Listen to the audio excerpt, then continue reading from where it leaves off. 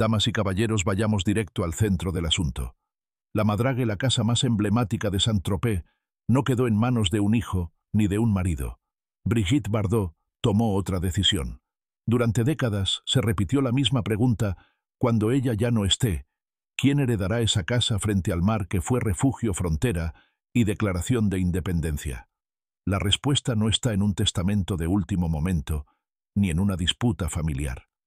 Está en una elección tomada con antelación cuando Bardot aún vivía allí y controlaba cada detalle de su vida. La Madrague no fue reservada para la sangre ni para el matrimonio. Fue entregada a una causa.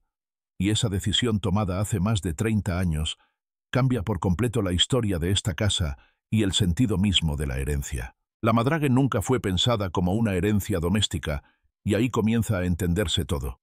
Desde el primer día, Brigitte Bardot concibió esa casa como un territorio propio separado de la lógica familiar del matrimonio y de la descendencia. No era una villa para recibir ni un símbolo de estatus, ni un bien destinado a pasar de mano en mano. Era un refugio, un límite, un lugar donde el mundo quedaba fuera. Mientras la figura pública de Brigitte Bardot se convertía en un mito global, la Madrague funcionaba como lo contrario de un hogar tradicional: puertas cerradas, rutinas austeras, vida retirada. Allí no se construyó una familia en el sentido clásico, ni se planificó un legado sanguíneo. Por eso hablar de herederos naturales siempre fue una lectura equivocada. La casa no orbitaba alrededor de vínculos personales, sino de una idea: preservar un espacio fuera del mercado, fuera del espectáculo y fuera de la herencia convencional. La Madrague no pertenecía a una familia, pertenecía a una decisión de vida. Y cuando una casa nace así, su destino no puede resolverse con los códigos habituales. Esta comprensión es clave para entender por qué, llegado el momento, Bardot no miró hacia su entorno íntimo, sino hacia algo mucho más amplio y definitivo. Para la opinión pública, la lógica parecía incuestionable. El heredero natural de la Madrague debía ser el hijo de Brigitte Bardot. Sin embargo, la realidad fue siempre mucho más incómoda y silenciosa. Bardot tuvo un único hijo, Nicolas Jacques Bardot, nacido en un momento de profunda fragilidad personal. Desde muy temprano, la maternidad fue para ella una experiencia conflictiva, ajena a la imagen idealizada que la sociedad proyectaba sobre una mujer famosa. La relación entre madre e hijo nunca se construyó desde la cercanía cotidiana, ni desde la complicidad emocional. No hubo escándalos públicos ni rupturas dramáticas, sino algo más definitivo: una distancia constante sostenida en el tiempo, que fue convirtiéndose en una forma de vida. Nicolas Jacques creció lejos del universo de Saint-Tropez, lejos de la Madrague y lejos del refugio interior que esa casa representaba para su madre. En consecuencia, la Madrague nunca fue un lugar de memoria compartida entre ambos, nunca funcionó como un hogar familiar donde se transmitieran afectos, costumbres o recuerdos. Ese mismo patrón se repite al observar la vida sentimental de Bardot. A lo largo de los años, se casó en varias ocasiones, pero ninguna de esas uniones logró ocupar un lugar central en su vida íntima. Los matrimonios pasaron, algunos con intensidad, otros con desgaste rápido, pero la Madrague permaneció siempre al margen. No fue un espacio pensado para la vida conyugal, ni para la construcción de una familia estable. Bardot protegió ese lugar de cualquier apropiación afectiva que no fuera la suya. Jurídicamente y emocionalmente, la casa nunca quedó integrada en los proyectos de pareja. Ningún marido fue considerado parte natural de su futuro, y mucho menos del destino de la propiedad. Este punto resulta esencial para comprender lo que vendría después. La exclusión de su hijo y de sus esposos del destino de la Madrague no fue el resultado de una decepción tardía, ni de una decisión tomada al final de la vida. Fue la consecuencia lógica de una trayectoria coherente. Para Bardot, los vínculos familiares tradicionales nunca fueron el eje de su existencia. La casa no representaba una continuidad de sangre, ni un legado íntimo, sino un espacio de retirada, de protección y de ruptura con el mundo. Por eso, cuando pensó en el futuro de la Madrague, no lo hizo desde la lógica del parentesco, sino desde la fidelidad a una causa que había terminado por definirla mucho más que cualquier relación personal. En ese momento, la herencia dejó de ser una cuestión familiar y se transformó en un acto ideológico. La Madrague ya no era el símbolo de una vida privada, sino la base material de una elección radical que pronto se volvería irreversible. El punto de quiebre en la historia de la Madrague no llegó con la vejez de Brigitte Bardot ni con la cercanía de la muerte, sino mucho antes, en 1991, cuando todavía vivía en esa casa, estaba plenamente lúcida y conservaba el control absoluto sobre su vida y su patrimonio. Fue entonces cuando tomó una decisión que alteró para siempre el destino de la propiedad más emblemática asociada a su nombre. Ese año Bardot realizó una donación legal de la Madrague a la Fundación Brigitte Bardot, la organización dedicada a la protección de los animales que ella misma había creado. Con ese acto, la casa dejó de pertenecerle jurídicamente. No se trató de un gesto impulsivo, ni de una declaración emocional ante la prensa, sino de una operación legal precisa, pensada con antelación y ejecutada sin ambigüedades. Desde ese momento, la Madrague salió definitivamente del circuito de la herencia familiar y de cualquier especulación futura. El contexto de esta decisión resulta fundamental para comprender su alcance. En 1991, Brigitte Bardot no era una mujer retirada por obligación ni aislada por el desgaste del tiempo. Seguía siendo una figura influyente, consciente de su imagen pública y perfectamente capaz de administrar sus bienes. La donación no fue una renuncia forzada, sino una afirmación de voluntad. Al transferir la propiedad de la Madrague a su Fundación Bardot, se aseguró de que la casa no pudiera ser vendida, de que no se convirtiera en objeto de disputas entre herederos y de que quedara ligada de manera permanente a la causa que para ella había adquirido más sentido que cualquier legado familiar. En un solo movimiento eliminó la incertidumbre y fijó un destino claro. Desde el punto de vista legal, la consecuencia fue inmediata. La Madrague dejó de ser una propiedad privada susceptible de entrar en un reparto sucesorio tradicional. Desde el punto de vista simbólico, el gesto fue aún más contundente. Bardot rompió con la idea de que una herencia debe transmitirse por sangre o por matrimonio. Eligió en cambio dejar su bien más preciado a una idea, a una misión, a un compromiso ético que consideraba superior a cualquier vínculo personal. La casa pasó a ser un activo protegido destinado a servir a la defensa de los animales y a preservar una memoria, no a generar beneficios ni a alimentar el mercado inmobiliario de Saint-Tropez. Lo más revelador es que tras la donación Bardot no abandonó la Madrague. Continuó viviendo allí, ocupando cada espacio, manteniendo sus hábitos y defendiendo ese lugar como su refugio. Lo hacía sabiendo que ya no era la propietaria en términos legales, sino la beneficiaria de un derecho de uso. Esa convivencia entre presencia cotidiana y renuncia jurídica define con claridad su coherencia personal. Bardot no esperó al final de su vida para decidir qué hacer con su legado.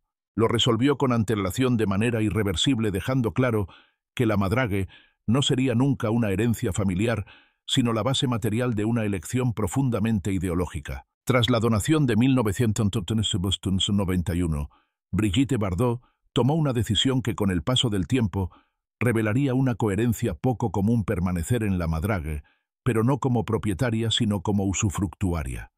En términos simples, conservó el derecho de vivir allí hasta el final de su vida, mientras que la propiedad legal ya pertenecía a la Fundación Brigitte Bardot. Esta fórmula, habitual en el derecho francés pero rara en el mundo de las celebridades, definió una nueva relación entre la mujer y su casa. Bardot siguió despertando frente al mar, recorriendo los mismos senderos y cerrando el mismo portón, pero lo hacía con la conciencia clara de que aquel lugar ya no le pertenecía como bien sino como experiencia. La Madrague se convirtió así en un espacio habitado por elección, no por posesión, y esa diferencia lo cambió todo. Vivir bajo un régimen de usufructo implicaba aceptar una renuncia silenciosa. Bardot podía usar la casa, disfrutarla y protegerla, pero no decidir su venta, su transformación, ni su destino final. Esa renuncia no fue vivida como una pérdida, sino como una liberación. Al desprenderse de la propiedad, se liberó también del peso de la herencia, de las presiones familiares y de la mirada del mercado. La Madrague dejó de ser un bien codiciado y pasó a ser un refugio temporal, un lugar prestado por una causa a la que ella misma había dado forma. En esa lógica, cada día vivido allí tenía un carácter casi testamentario. No se trataba de acumular, sino de cuidar. Esta elección dice mucho sobre la forma en que Bardot entendía el final de una vida pública. Mientras otros se aferran a sus propiedades como último signo de poder, Ella aceptó vivir en una casa que ya no era suya, convencida de que la posesión no garantiza la permanencia. El usufructo le permitió cerrar el círculo sin dramatismos, seguir en su lugar pero sin atarlo a su nombre para siempre. La Madrague se mantuvo intacta, protegida de ventas, reformas y apropiaciones, precisamente porque ya no podía ser negociada. Con el paso de los años, esta relación particular entre Bardot y su casa reforzó el sentido profundo de su decisión.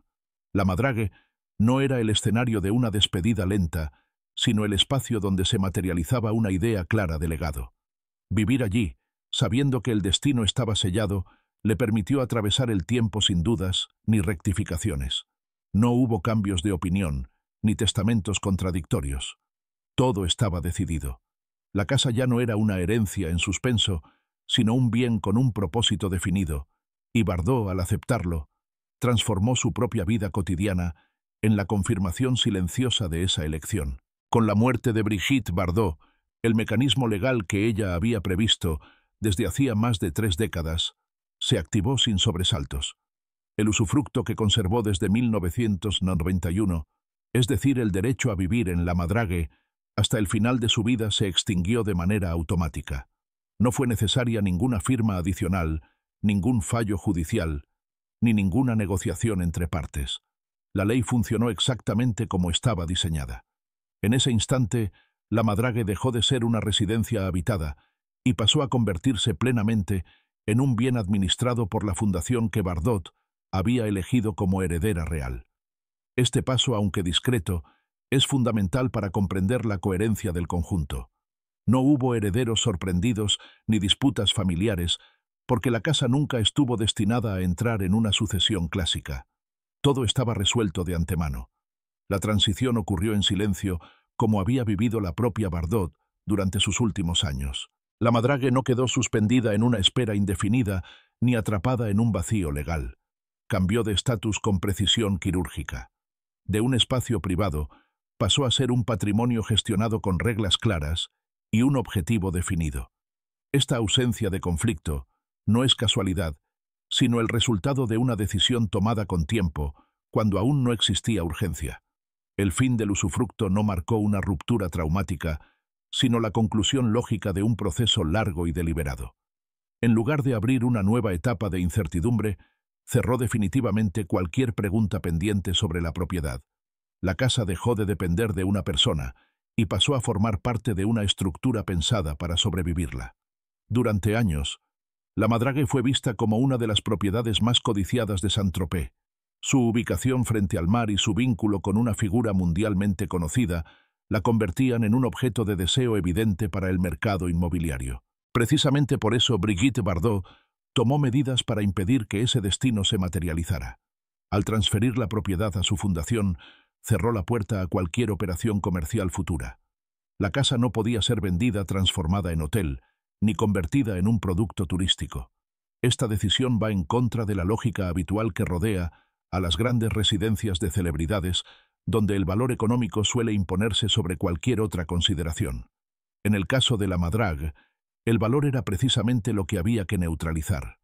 Bardot entendía que una vez fuera de su control, la casa corría el riesgo de convertirse en aquello de lo que ella había huido, un objeto de consumo, un símbolo vacío, una mercancía más.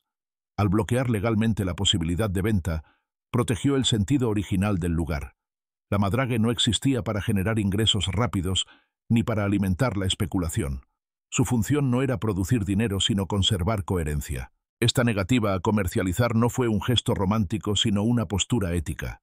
Bardot eligió sacrificar un potencial beneficio económico enorme para asegurar que la casa no perdiera su significado. En lugar de permitir que el mercado decidiera su futuro, lo fijó de antemano. Así, la Madrague quedó fuera del circuito habitual del lujo y del turismo, preservada no por su valor monetario, sino por la intención que la sostuvo desde el principio. Una vez excluida la venta y extinguido el usufructo, la Madrague quedó vinculada a un propósito claro y duradero. La casa no fue pensada como un museo abierto al público, ni como un lugar de culto a una estrella del pasado. Su función se inscribe en una lógica mucho más sobria.